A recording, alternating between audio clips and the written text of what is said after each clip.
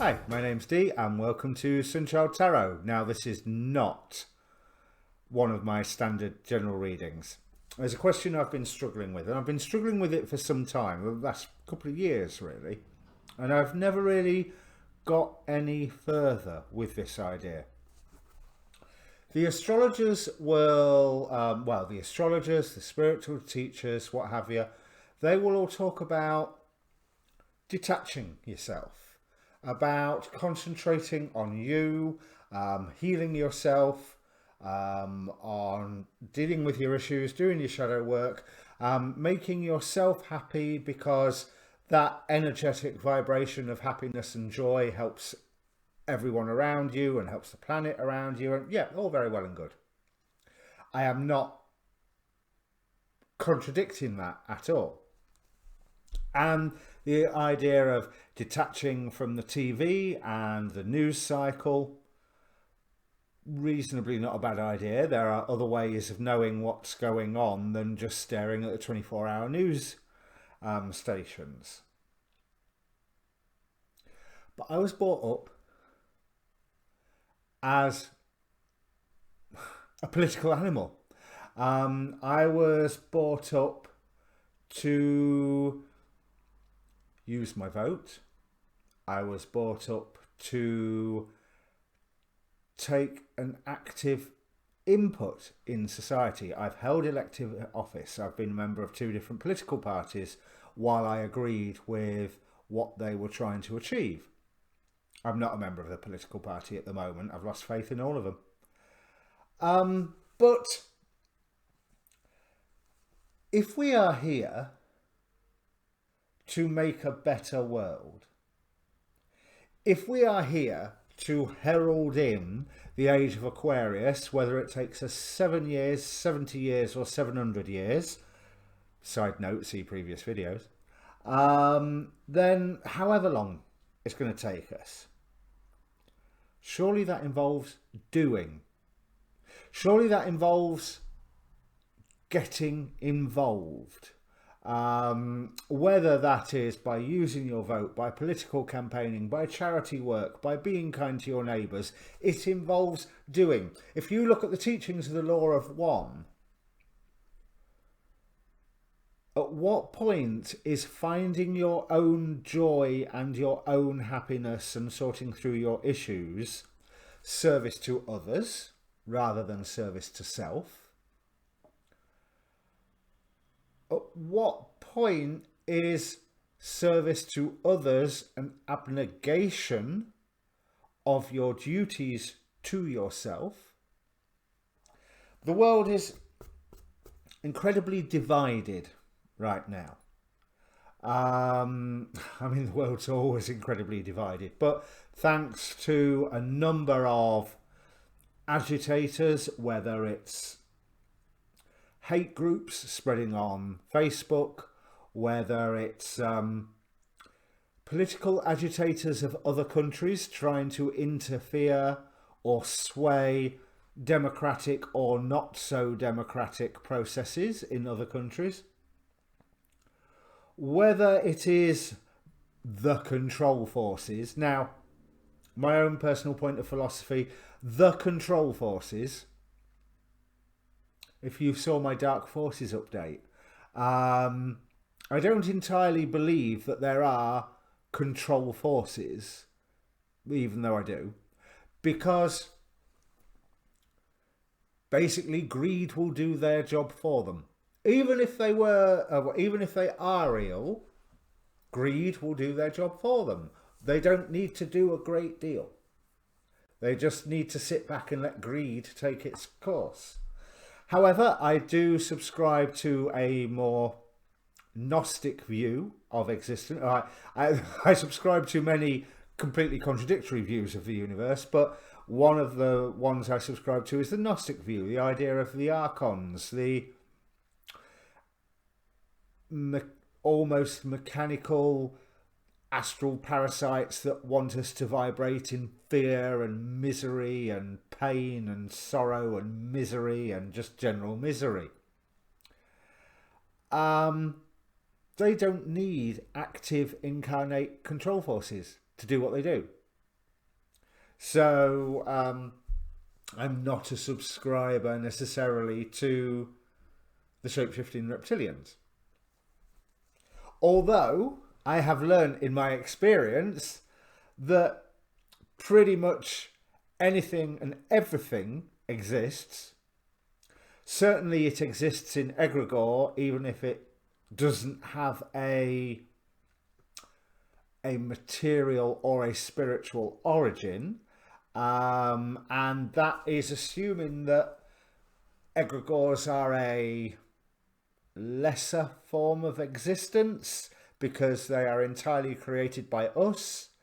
But then if we are created by the divine and then we create things, does that make what we have created not divine when the divine gave us the power to create them?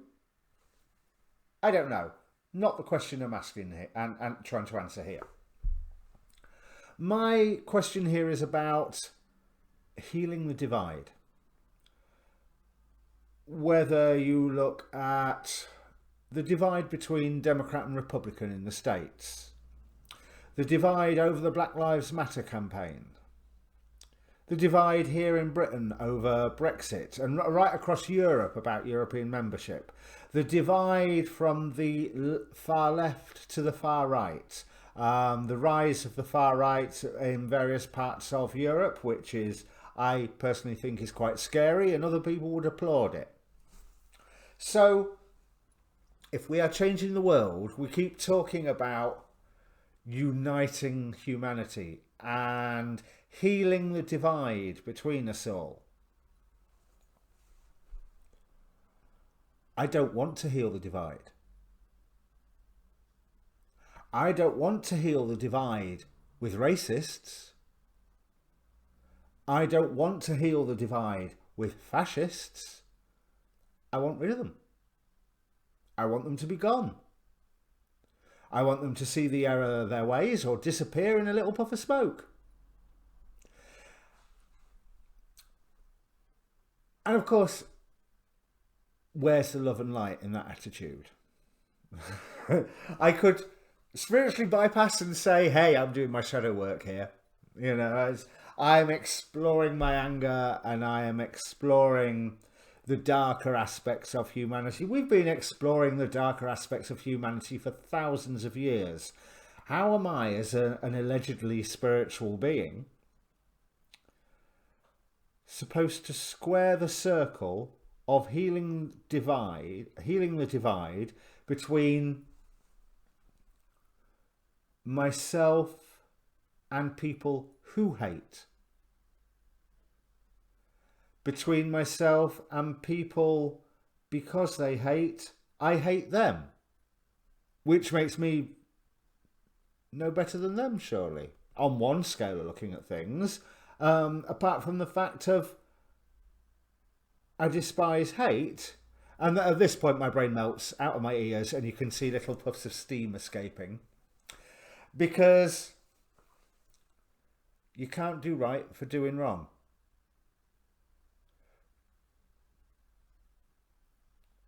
It would be wrong to say they must abide by my way of looking at things. That would be wrong, because freedom.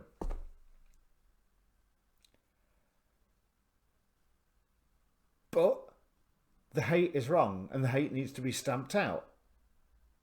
So I think that's enough introduction for you to see where I am going with this, because it is a dichotomy that I cannot get over. I believe in being politically active. I believe in being involved. My involvement nowadays is a lot less than it used to be because I'm doing this instead, which is more fun. Now, is that me doing good for the world, or is that me being selfish because I'm just doing something that I find fun? Because that's why I do it. I love reading the cards. And yes, I want to evolve, but despite all of its weirdness, I like it here. I like this planet. I would like it to get better, but I like this planet. I've enjoyed this life. I have gone through some hypnotic regression, past life regression, and I know that I've enjoyed other lives here as well. Or that there is a part of me that has enjoyed living here and does enjoy living here, if that makes sense. Because, hey, I can be as miserable as the rest of them. So, I asked the question, should we even bother to try to heal the divide? So, I've used a new tarot deck. It's one of the many steampunk tarots. This one, Wisdom from the Gods of the Machine, which, if you look at the archons, then it could well be invoking them. But it is a beautiful tarot deck. But this is the first time I've used it on a video, and there's certain points where I want to refer to the book because they put things better than I can. I'm using an Art Deco tarot and the Mystical Shaman Oracle. Mystical Shaman Oracle there. Which is a one I don't even have the guidebook for, so I'll be working with them purely intuitively. And as I said, the question that I was putting forward is, should we even bother to try and heal that divide? Now, that can be taken on many levels, because if the answer is no, that doesn't mean that people on the other side of the divide are without redemption, that they are just a bunch of deplorables, because that can be pointing out that no, you need to go and work on yourself. But if you're working on yourself, where's that factor in on this whole service to others polarity as discussed in the Law of One? So anyway, the cards. Oh, I've gone a bit lopsided. Let me bring those across. Right. So we're starting here. We have Suspension Tank, which, off the top of my head, Major Arcana number 12, and I can't even remember what that is off the very top of my head. Oh, hang on a minute. Does my cheat sheet have numbers on them? The Hanged Man. But it's not a Hanged Man meaning according to the book, and that wasn't how I read it either.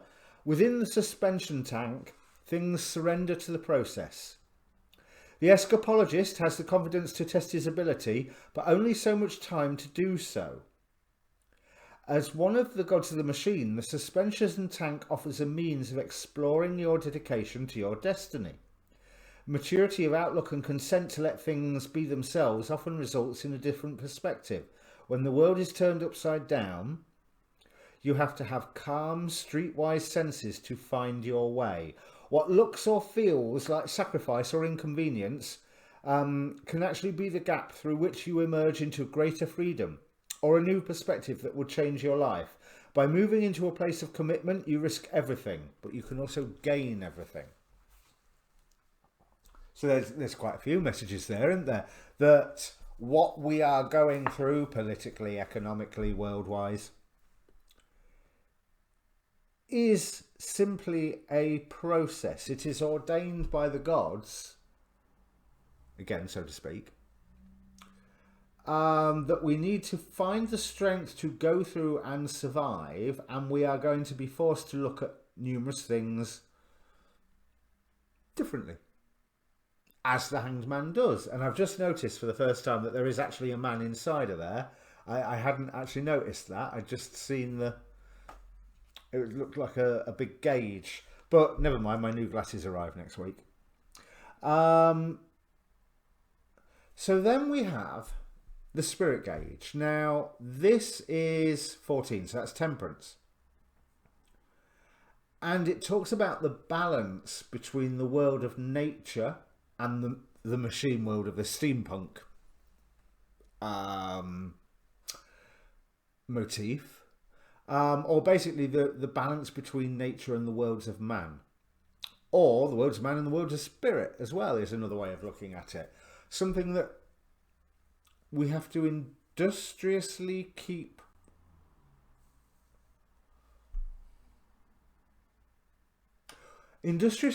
working with, because this emperor, as much as I don't believe in the control forces, it rather feels to me like it is signifying the control forces, signifying that, you know, the force of law, the force of the banks, the force of governments and regulations and what have you. But I will draw us back to the banks because they're the root of everything. And we have to have, oh, this is nice. We have to have the insight to see through the stuff that by now is boring us, to actually see the treasure of the rainbow that is revealed. So, on that first row, yeah, concentrate on yourself. Concentrate on evolving yourself as much as you can, because the character of the world around you is going to be what it is, come what may. And the only thing that you really have the power over is yourself. So next row, because I really like that we have the solarium right here in the center of the reading, because I know it looks like a lot of cards, but it's a 9-card grid. There's just 3 decks.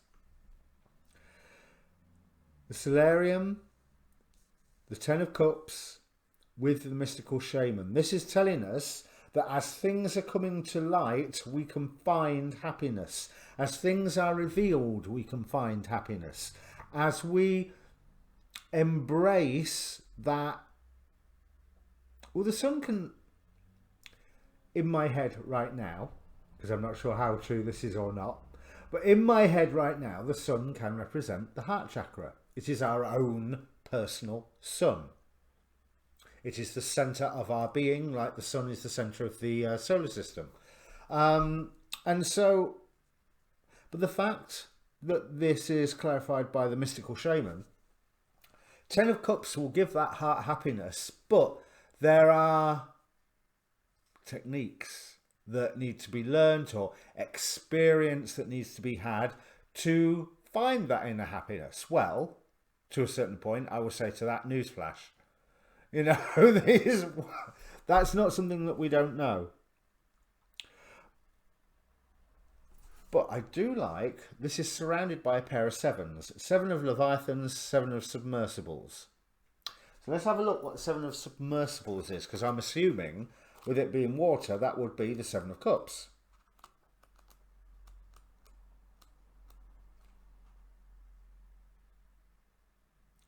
The 7 of Submersibles offers the prospect of many alternatives, or a vision so enticing it is hard not to be drawn into it. It invites you to use your imagination and move your daydreams into reality.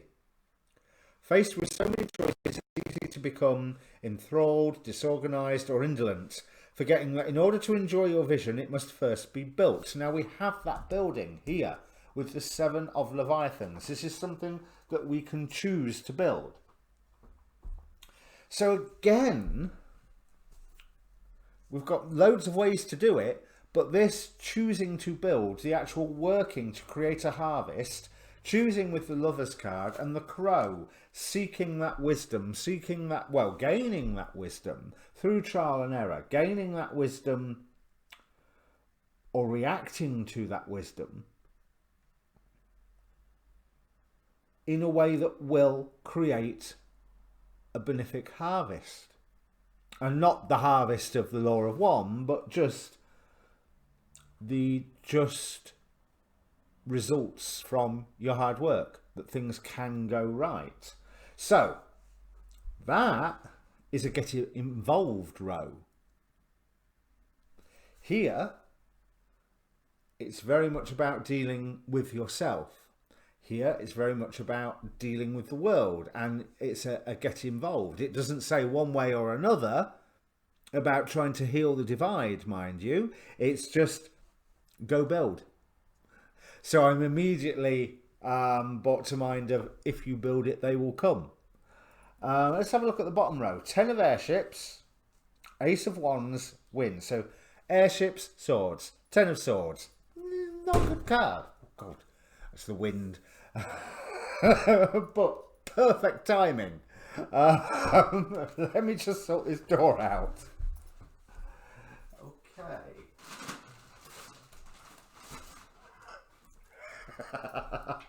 Well, that made me jump. So we've got 10 of airships. If you look at it closely, there is a Zeppelin going to its fiery demise there. And the pilot is on some form of... Oh, it looks like the Rocketeer, apart from he's in more of a helicopter chair than a rocket pack.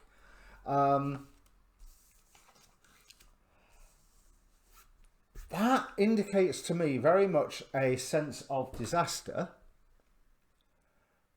but a sense of disaster to stand back and watch, and stand back and watch what crumbles, because with that you get the urge to move, or the signal to move. Ace of Wands here, clarified by wind. So again, there's that sense of the winds of change are happening, come what may, whether you embrace them or not. So certainly with this row from the mystical shaman, heart of the sky, the will of the gods, manifesting in the wisdom that is given down to us and the change that will occur come what may. But this is a time of learning, Eight of Leviathans, a time of learning where we will be inspired. And don't forget, with that 777, angel message, or angel number 77 is you get just desserts if you are listening to your guidance. Now, my personal guidance is get involved, but maybe not to the level where I got involved previously in my life. But, you know, so I'm a great keyboard warrior nowadays, you know, 38 degrees and change.org and all of that, great keyboard warrior. But yeah, get involved, because that will give you a whole new vision of the world, a whole new understanding of the world, which will only serve to enhance the work that you have already done and the work that you are still doing. Now we have here, with the final set of cards, so I've realised I've waffled on a bit, yeah, 21 minutes already. We finish with the Horologer, card number 5, so it's the Hierophant. But with the Horologer, obviously with my fascination of astrology, I'm immediately thinking of the plans, the how everything fits together, the seemingly... An astrologer or astronomer looks at the clockwork of the universe in obviously two different ways, but this is then clarified by 3 of Cups, 10 of Cups. So that's the 10 of Pentacles. I don't know why I was convinced it was Cups, but to me, with this particular deck, they're very, very similar. Apart from the 10 of Pentacles is a damn sight more practical. This is almost saying to me, do not take a chance, do not take the opportunity to relax when things seem better. Hey, I think we might be a way away from that. But 3 of Cups, celebration, 10 of Cups, happy, happy, joy, joy. But then clarified by the moon. And I am getting the tarot vibe from that moon of the not everything is as it seems, but the other thing with this moon card is it is incredibly seasonal, all things in their time. So maybe that issue about healing the divide that I was asking about, everyone is playing their preordained roles. And that's something that I've alluded to in other readings, in some of my symbol readings. Whatever role someone is playing on the planet, whatever role someone is playing on the planet, somewhere along the line that has been granted permission by the divine. Would that be the right way to say it? Or that has been part of the plan? There are people who, before they incarnated here, decided to incarnate here as, and I want to say words that YouTube would not approve of, but as the ignorant, as the racists, as the fascists, as the selfish, because they had something to learn or to experience for their own development, or conversely, they had a role that they had to play for somebody else's development. You know, the entire world is a stage. Now, in Dolores' canon, I think it's in Dolores' canon, but she spoke of background people, basically what we know nowadays as NPCs, non-player characters.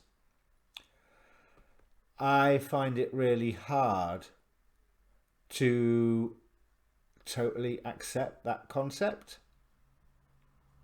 unless you dive down really deep into the whole you are the creator of your own universe and everyone else who appears in it are simply reflections of you, which on one level is true, but on another level really isn't. You know, there are other people out there. There's more than just me, and there's more than just you. So somebody who is an NPC in your life is probably the central star of somebody else's play, somebody else's life. So I struggle with that NPC idea. But they will have wanted to play that role before they came here for whatever reason. As uncomfortable as that might make me feel. So the general gist I am getting from this reading, when we talk about uniting humanity and healing the divide, it ain't gonna happen. And all these people who are talking about the Great Awakening and the harvest as this time that humanity will be united. Not yet, it won't. It's got too much drama to play out. But that doesn't necessarily mean that that isn't all for the best. Because I really do like these cards. And what this horologer telling me, with it being the Hierophant, it is staying true to spiritual principles, but it's also telling me that this takes place over time. So maybe I will... Okay, I'm over-egging the pudding slightly here, but maybe I will stop crying about the state of humanity and just do what it says here. Keep building. Keep building. And as I was saying about the role of these other people, there is a reason for that role. And there's many reasons on many levels, obviously. You know, poor education, being whipped up by hate mongers. But then again, that's my liberal left-wing elitist point of view coming in, isn't it? But everyone has these roles to play for good reasons and for bad reasons. And they are as teaching tools for each other and for ourselves. So I'm not sure this reading has made me feel any better. But it was certainly an interesting exploration of the evil. So, of the issue, of the evil, of a Freudian slip there, of the issue. So, To heal or not to heal the divide then? Maybe not today. Cheers.